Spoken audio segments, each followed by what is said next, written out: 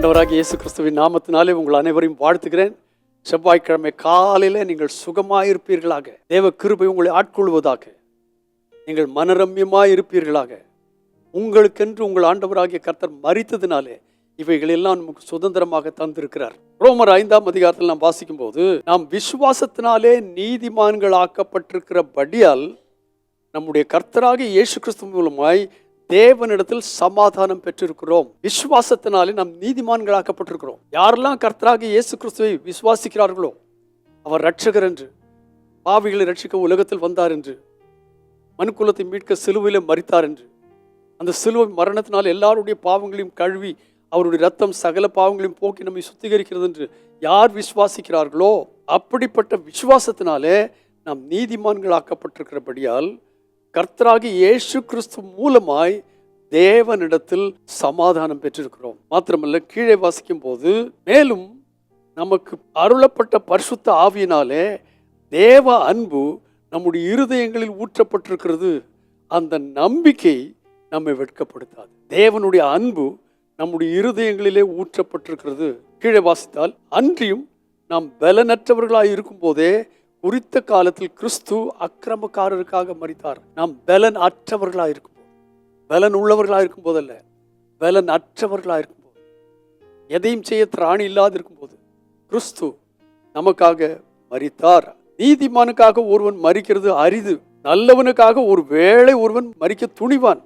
ஆனால் அல்லேலூயா 8ஆம் வசனம், நாம் பாவிகளாய் இருக்கையில், நானும் நீங்களும் பாவிகளாய் இருக்கையில், நீதிமான்களாய் இருக்கும் போதல்ல, சன்மார்க்கமாக இருக்கும்போது அல்ல, பாவிகளாக இருக்கையில் கிறிஸ்து நமக்காக மரித்ததினாலே, எனக்காக மரித்ததினாலே தேவன் நம்மேல் வைத்த தமது அன்பை விளங்க பண்ணினார். என் மேல் வைத்த தமது அன்பை விளங்க பண்ணினார். இயேசுநாதருடைய மரணத்தை குறித்து, சிலுவை குறித்து நாம் யோசிக்கும் போதெல்லாம் நன்றாய் ஞாபகத்தில் வைத்துக் கொள்ளுங்கள். அவருடைய சிலுவை மரணம் நமக்கு பலனாக இருக்கிறது. அவருடைய சிலுவையின் மரணம் நம்மை தைரியப்படுத்துகிறது. அவருடைய சிலுவையின் மரணம் நம்ம உற்சாகப்படுத்துகிறது. ஏன் தெரியுமா? நல்லவனுக்காக ஒருவன் ஒருவேளை மரிக்க துணிவான். ஆனால் கிறிஸ்து நமக்காக மரித்த பொழுது நாம் நல்லவர்களாய் இருக்கவில்லை, நாம் பாவிகளாய் இருக்கையில் கிறிஸ்து நமக்காக மரித்ததினாலே தேவன் நம்மேல் வைத்த தமது அன்பை விளங்க பண்ணினார். அவருடைய அன்பு தூய்மையான அன்பு. அவருடைய அன்பு எதையும் எதிர்பார்க்காத அன்பு. அவருடைய அன்பு அதற்கு அளவே கிடையாது. அப்படிப்பட்டதான அன்பினாலே நம்மை அரவணைக்கத்தக்கதாக கிறிஸ்து நமக்காக மரித்ததினாலே தேவன் தம்முடைய அன்பை நமக்கு விளங்க பண்ணினார். அந்த அன்பை ருசித்து, அந்த அன்பிலே வளர்ந்து, அந்த அன்பை மற்றவர்களுக்கு பகிர்ந்து தேவனுடைய நாமத்தை மகிமைப்படுத்த இந்த நாளிலே உங்களுக்கும் எனக்கும் கிருபை தருவாராக. அவருடைய அன்பை நாம் நன்றாய் உணர்ந்து விட்டோமானால் இந்த உலகத்தில் எதை குறித்தும் நாம் கவலையும் பட மாட்டோம், எதை குறித்தும் அஞ்சவும் மாட்டோம். நம்முடைய வாழ்க்கையில முன்னேறி செல்கிறவர்களாக காணப்படும். அது செய்ய இந்த நாளிலே தேவனாகிய கர்த்தர் நமக்கு உதவி செய்வாராக. நம் பாவிகளாக இருக்கு கிறிஸ்து நமக்காக மரித்ததினாலே தேவன் நம்மேல், என் மேல், உங்கள் மேல் வைத்த அன்பை விளங்க பண்ணினார். பரிசுத்த பிதாவே, இந்த நாளில் தந்த இந்த வார்த்தைகளுக்காக உமக்கு நன்றி.